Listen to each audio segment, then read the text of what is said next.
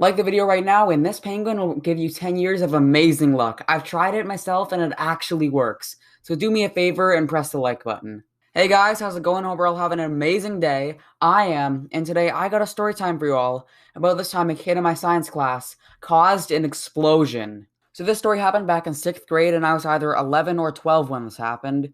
Now at the time when the story took place, my science class was doing an electricity unit, and I gotta admit, it was a pretty fun unit. I remembered really enjoying it back then as I used to really love science. Oh, if they never put math into science, what could have been?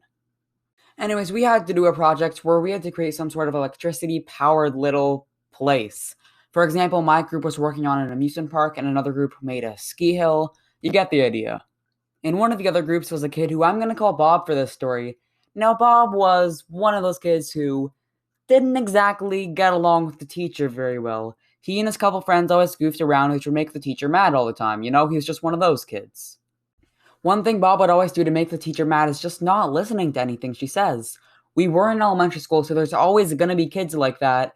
The teacher, I'm pretty sure, was tired of kids like Bob, but nothing could have prepared her for what was to come. Nothing could have prepared any of us for that.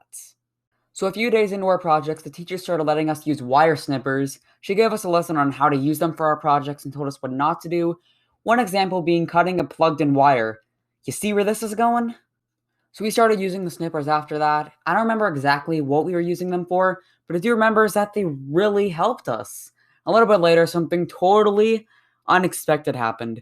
We hear a loud boom type of noise, so naturally we all turn in the direction of the noise, and there are sparks flying everywhere. Real sparks.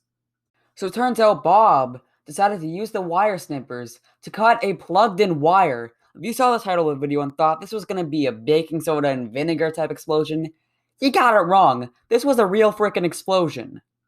First things first, why would someone think this is a good idea? I get that Bob wanted to be funny, but dude, you caused a dangerous explosion. I'd like to know how you thought that was a good idea.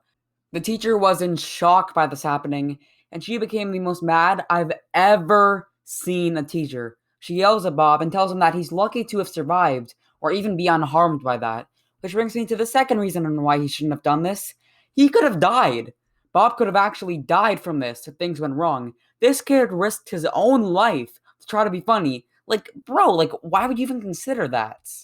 I honestly bet he didn't know about the risk, but he should still be careful around electricity. That's an unspoken rule.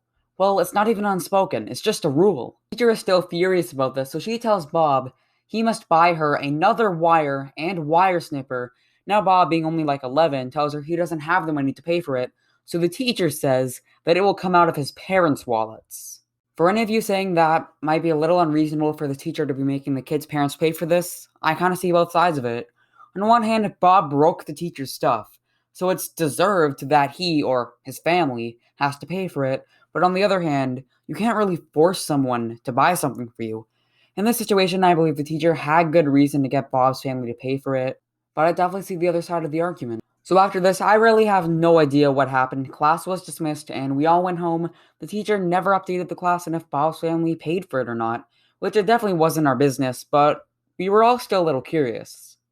I still know Bob to this day, and he's gotten smarter for sure. He even laughs about this incident now. I'm pretty sure he subbed to this channel actually, so Bob, if you are watching this, I don't want you to be known for this incident, so I changed your name in the story for a reason. So moral of the story, guys, don't cut wires with wire snippers. You could die, and if you survive, you might have to pay for it, so don't do it. Anyways, that's going to do it for today's story time. I'm out. See you all in the next one.